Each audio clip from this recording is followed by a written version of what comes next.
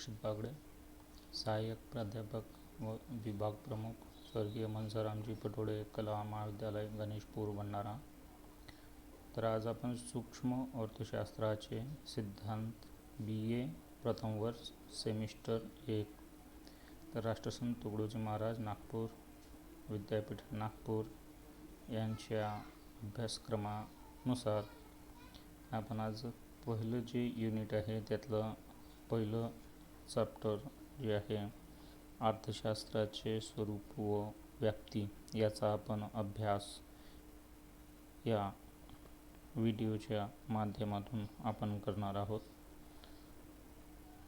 तर प्राचीन काळात जे आहे अर्थशास्त्र हे स्वतंत्र शास्त्र मानले जात नव्हते. ते एक राज्यशास्त्राचा भाग म्हणून समजले जात होते आणि म्हणूनच त्या काळात अर्थशास्त्राला राजकीय अर्थशास्त्र असे संबोधले जात होते. परंतु 1776 ॲडम स्मिथ यांनी राष्ट्राची संपत्ती हा ग्रंथ लिहून अर्थशास्त्राला एक स्वतंत्र शास्त्र म्हणून मान्यता मिळवून दिले आणि म्हणूनच आपण ॲडम स्मिथ यांना अर्थशास्त्राचा जनक असं आपण म्हणतो.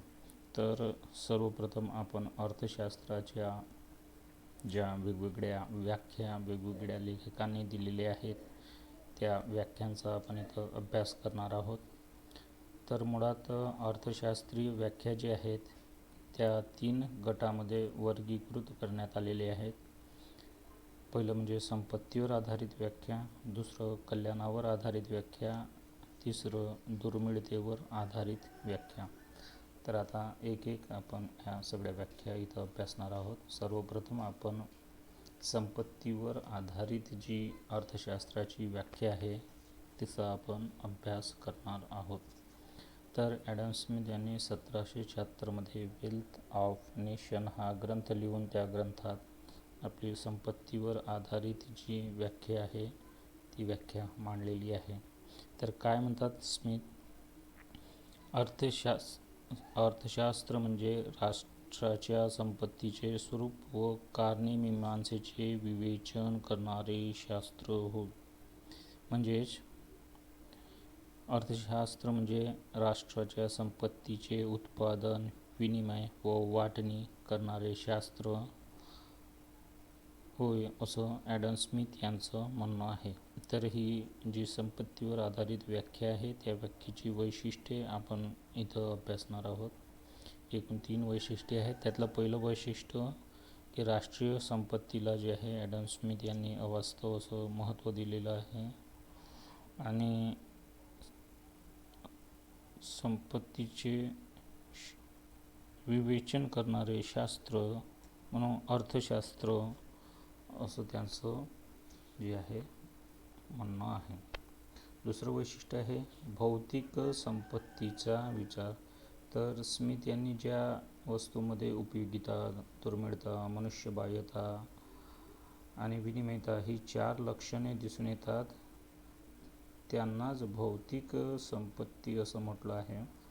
तर ज्या वस्तू डोळ्यांनी दिसत नाही किंवा स्पर्श करता येत नाही त्यांना अभौतिक संपत्ती म्हटलं आहे आणि त्यांना आपल्या अर्थशास्त्राच्या अभ्यासातून ॲडम स्मिथ यांनी वगळलेले आहे.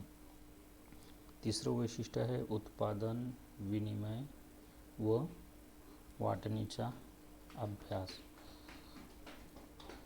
तर स्मिथने राष्ट्रीय संपत्तीचा अभ्यास करताना उत्पादन, विनिमय आणि वाटणी या 3 भागावरच त्यांनी जास्त भर दिलेला आहे आणि म्हणून एकूणच आपण असे म्हणू की स्मिथने संपत्तीलाच अर्थशास्त्राचा केंद्रबिंदू मानून व्याख्या जी आहे ती दिलेली आहे. तर ॲडम स्मिथच्या व्याख्येवर काही टीका दिसून येतात. पहिली टीका आहे की ॲडम स्मिथ यांनी जे आहे संपत्तीला अवास्तव महत्त्व दिलेलं आहे. दुसरी टीका अशी आहे की उपभोगाकडे ॲडम स्मिथ यांनी दुर्लक्ष केलेलं आहे. संपत्ती हे साध्य नसून ते एक साधन आहे.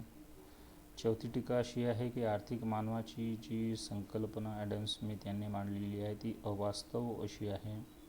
तसेच ॲडम स्मिथ यांची जी व्याख्या आहे तिची व्याप्ती जी आहे ती अत्यंत संकुचित स्वरूपाची दिसून येते. आणि 6वी टीका आहे की भौतिक साधनाकडे जे आहे ॲडम स्मिथ यांनी दुर्लक्ष केलेलं आपल्याला दिसून येते.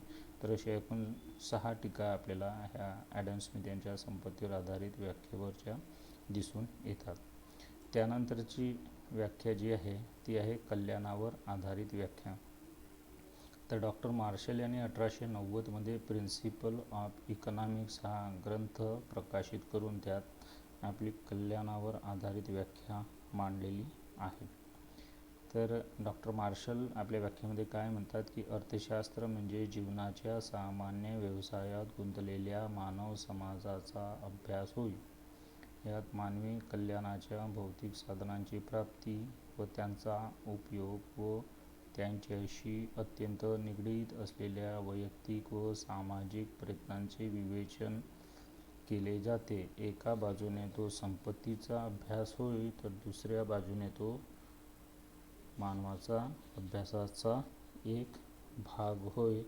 तर अशा प्रकारची व्याख्या जी आहे डॉक्टर मार्शल यांनी दिलेली आहे. डॉक्टर मार्शल यांच्या कल्याणावर आधारित व्याख्येची काही वैशिष्ट्ये आपल्याला दिसून येतात. मुख्यतः 5 वैशिष्ट्ये आपण इथं पाहणार आहोत. पहिलं वैशिष्ट्य आहे की मानव समाजाचा अभ्यास त्यांनी ह्या व्याख्येतून केलेला आहे.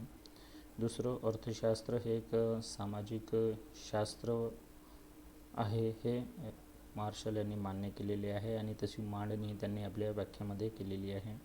आर्थिक व्यवहारांचा यात अभ्यास समाविष्ट केलेला आहे. मानवी कल्याणाचा विचार प्रामुख्याने ह्या व्याख्येमध्ये आपल्याला दिसून येतो. आणि 5वं म्हणजे भौतिक साधनांचा अभ्यास आपल्याला डॉक्टर मार्शल यांच्या ह्या व्याख्येमध्ये दिसून येतो. तर डॉक्टर मार्शलच्या व्याख्येवर काही टीका पण झालेल्या आहेत. पहिली टीका अशी की अवास्तव मोठी अशी ही व्याख्या आपल्याला दिसून येते. वर्गीकरणात्मक व्याख्या आहे. तिसरं की कल्याणाला जे आहे अवास्तव महत्त्व दिलेलं आहे. चौथी व्याख्या आहे भौतिक साधनालाच महत्त्व दिलेलं आहे. अभौतिक साधनं जसे शिक्षक, डॉक्टर, वकील यांच्या ज्या सेवा आहेत त्यांचा विचार यात केलेला नाही. 5वी जी टीका आहे फक्त सामाजिक घटकांचाच अभ्यास यात समाविष्ट केलेला दिसून येतो. कल्याणाची जी संकल्पना आहे ती सापेक्ष स्वरूपाची आहे आणि अर्थशास्त्राचे जे क्षेत्र आहे ते अत्यंत संकुचित केलेले आपणाला दिसून येते. त्यानंतरची तिसरी जी व्याख्या आहे ती दुर्मिळतेवर आधारित आधुनिक व्याख्या आहे. तर ही जी व्याख्या आहे ती प्राध्यापक रॉबिन्सन यांनी 1939मध्ये the nature and significance of economic science या ग्रंथामध्ये त्यांनी ही आधुनिक व्याख्या जी दुर्मिळतेवर आधारित व्याख्या आहे ती मांडलेली दिसून येते. तर काय म्हणतात प्राध्यापक रॉबिन्स, अर्थशास्त्र हे साध्य व विकल्पाने उपयोगात येणारी दुर्मिळ साधने यांचा मेळ घालण्याच्या दृष्टीने करण्यात येणाऱ्या मानवी प्रयत्नांचा अभ्यास करणारे शास्त्र होय. तर ह्या व्याख्येची काही वैशिष्ट्ये आहेत ती वैशिष्ट्ये आपण इथं अभ्यासणार आहोत. तर पहिले वैशिष्ट्य आहे की ही जी व्याख्या मांडलेली आहे ही विज्ञानवादी व्याख्या आहे. शास्त्र शुद्ध अशी व्याख्या आपणाला दिसून येते. दुसरं म्हणजे आर्थिक प्रश्नाचा यात विचार झालेला आहे. तिसरं वैशिष्ट्य स्थळ, काळ, व्यक्ती निरपेक्ष अशी ही व्याख्या आपणाला दिसून येते. म्हणजेच याचा अर्थ असा की प्राध्यापक रॉबिन्स यांनी दिलेली अर्थशास्त्राची जी व्याख्या आहे ती सर्व व्यक्ती, सर्व ठिकाणे आणि सर्व काळामध्ये लागू पडणारी अशी ही व्याख्या आहे. त्यानंतरचं वैशिष्ट्य आहे कल्याणाचा त्याग. तर डॉक्टर मार्शलने कल्याणावर भर दिलं होतं परंतु प्राध्यापक रॉबिन्स यांनी कल्याण ह्या संकल्पनेचा त्याग केलेला आहे. त्यानंतरचं वैशिष्ट्य आहे की अर्थशास्त्र साध्याच्या बाबतीत जे आहे स्थिर असते किंवा तटस्थ असते. यात आपणाला चांगले वाईट, योग्य अयोग्य, नैतिक अनैतिक याचा विचार केलेला दिसून येत नाही. आणि 6वं वैशिष्ट्य आहे विश्लेषणात्मक व्याख्या. यात अर्थशास्त्रात केवळ आर्थिक व्यवहाराचाच अभ्यास समाविष्ट नसून